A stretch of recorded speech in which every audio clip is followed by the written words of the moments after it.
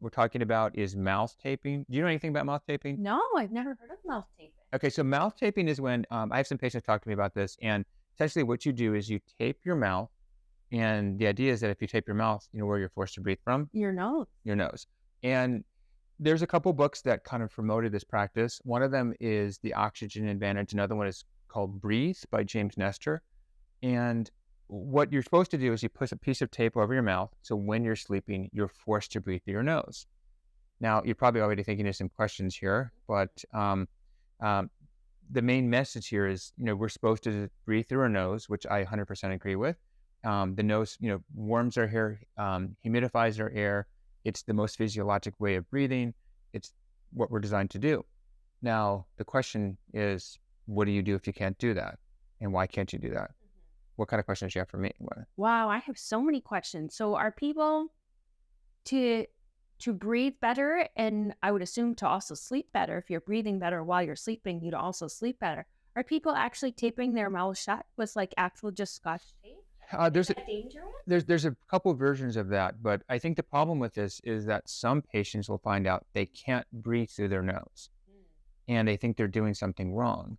But since you work in an office that's a facial plastic office, some people anatomically just can't breathe through their nose. They have obstruction.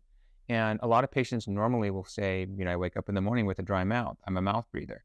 But the anatomy might be that their septum is so deviated, or their valves are collapsing, or their nose is like so narrow. So the aspect of this is those are all things that potentially have to be addressed surgically.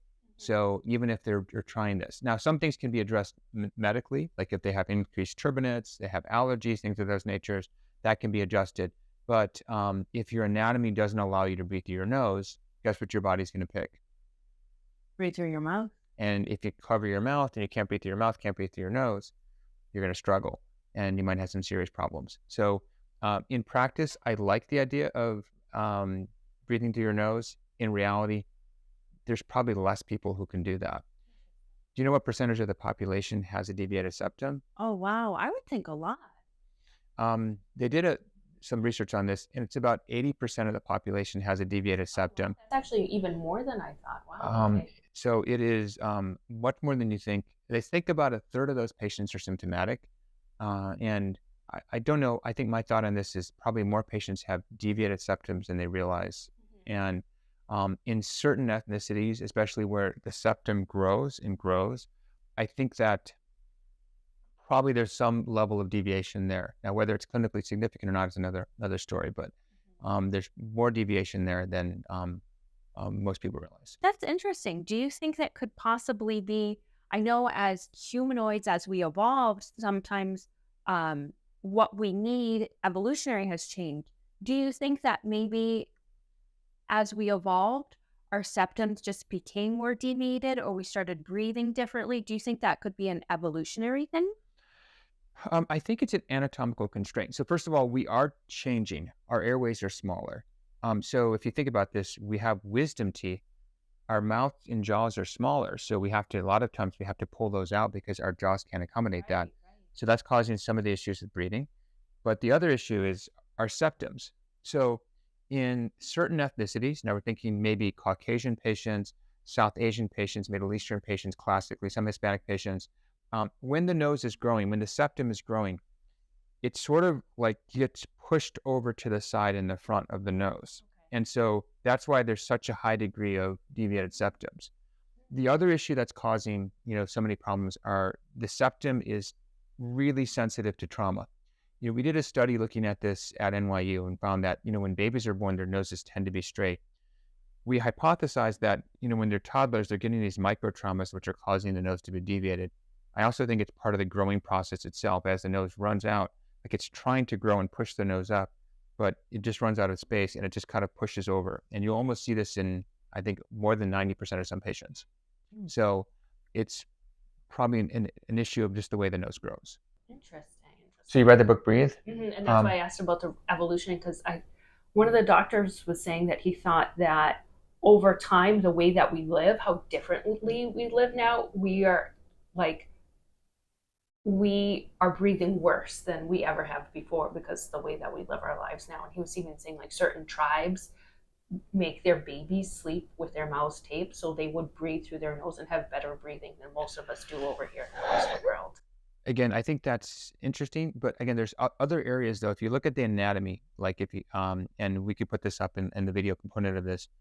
If you look at skull shapes, and if you look at skull shapes from African, Caucasian, and Asian noses, you'll actually see that the nose shapes, the opening, which is called a piriform aperture, it's going to be different in different areas of the world. So you'll see less breathing problems with African and Asian patients and more breathing problems with Caucasian patients. And that's because that opening, that hole, is smaller. And so it makes sense that someone says, hey, I can tape someone's nose and really encourage that.